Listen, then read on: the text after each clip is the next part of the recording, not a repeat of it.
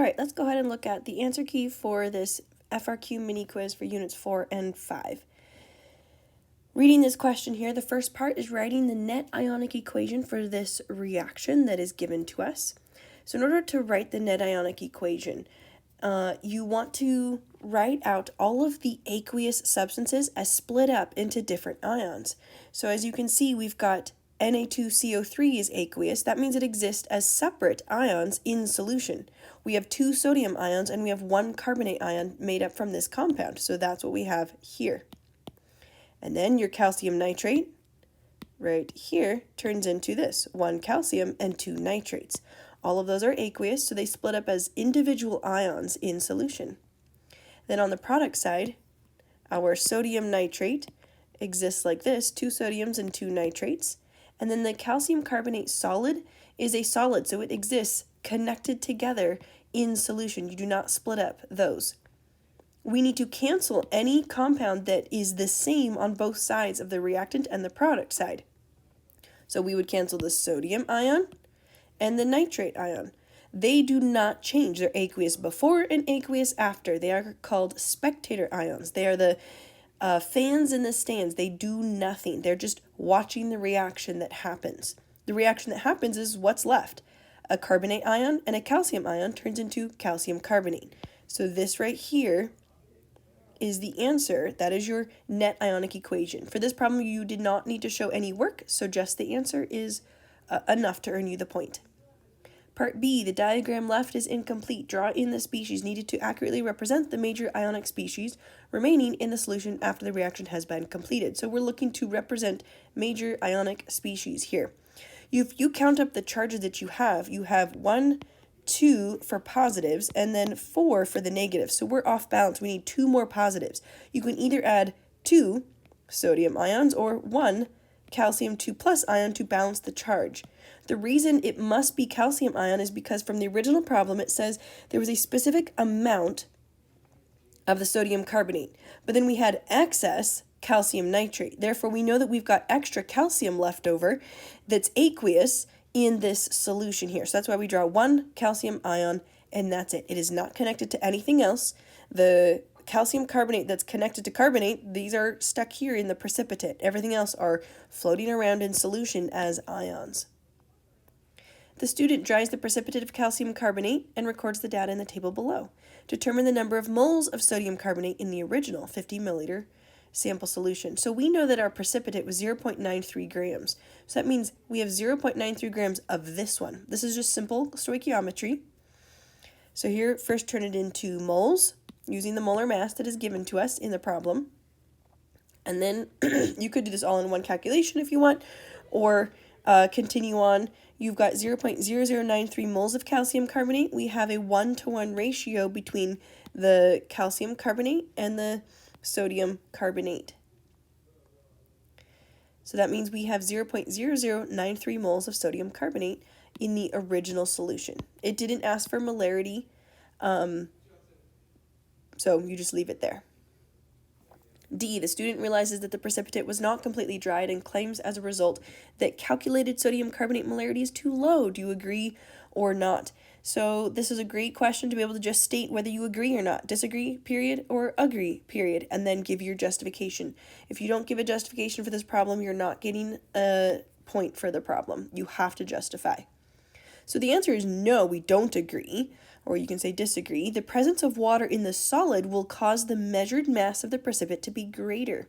So imagine if some of the 0.93 grams was actually water. So in reality, maybe we only had, 0.85 grams of calcium carbonate. You could imagine then that your moles of sodium carbonate would come out to be less, and therefore your molarity would be less if we didn't completely dry the precipitate. So that's why that is the answer. After the precipitate forms and is filtered, the liquid that passed through the filter is tested to see if it can conduct electricity. In our beaker here, this is the precipitate that's going to get filtered and stuck in a filter. All of the rest here is going to get filtered down into the solution. So we're testing that. What would be observed and justify your answer? Well, the liquid conducts electricity because the ions are present in the solution. It's best if you actually list out the ions, that are left over in the solution. I'm not sure if you would lose the point completely if you didn't list those ions, but it's definitely not going to hurt anything to add the ions that are in there. All right, so here's question 6 from the 2019 AP Chem exam. A, explain how the graphs indicate that the reaction is second order. So this is as simple as saying the linear graph of 1 over NO2 versus time indicates a second order reaction. That is all you need to earn the point for this question. So you're looking at these graphs, whichever one is linear is the indicates which order we have, whether 0, first, or second.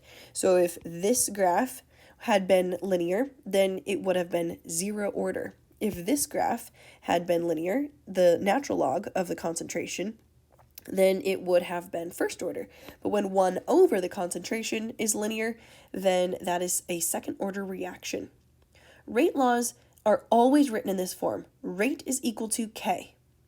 You must include this rate. You cannot just leave that out. Rate is a value that's part of the equation.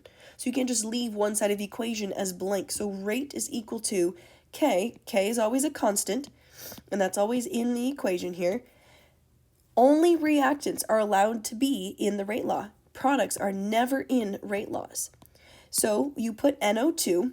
This subscript 2 does not come from the coefficient. That's a coincidence that that's the same. We know that the overall reaction is second order from part A. Therefore, that's how we have to have a 2 for the second order. Is the rate law described by mechanism 1 shown below, consistent with the rate law that you wrote in part B? All right, well, yes, because step 1 is the slow step. And repeat this with me. The slow step is the rate determining step. Let's say it together. The slow step is the rate determining step. When the slow step is step 1, it makes things a lot simpler.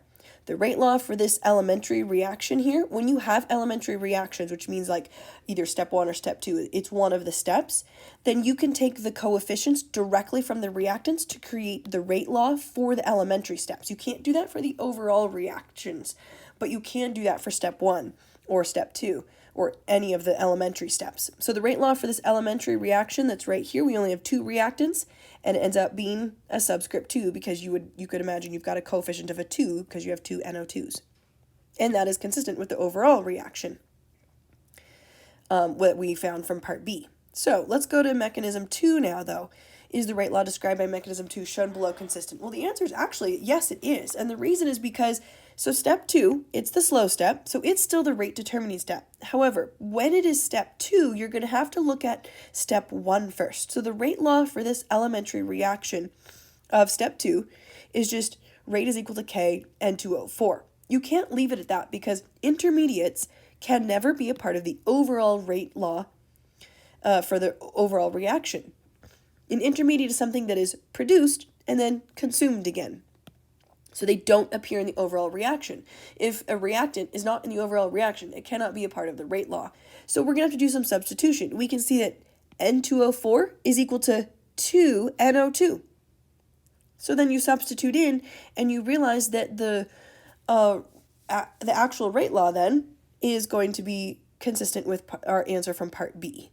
Sometimes the fast equilibrium reaction for the intermediate does not end up equaling something that is equal to our overall rate law, but in this case it does. Therefore, this mechanism is actually still consistent with the rate law we wrote from part B. All right, last question. Complete the complete photoelectron spectrum of an element is represented above. Now, this did not ask you to label the graph, but you could label this as 1s2. Notice that the y-axis is the relative number of electrons. So we have 1, 2, 3. We've got 2 electrons for this peak right here. Because this has the highest binding energy of 40 versus, only like 2 or 3 over here.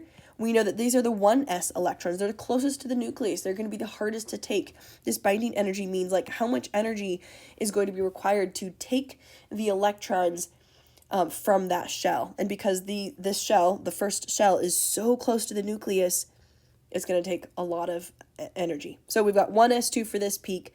You have 2s2 for the second peak, and then oops, this is still a 2. We're still in the second shell, and we have 3 electrons in there. So that's a total of 7 valence electrons, which would be nitrogen.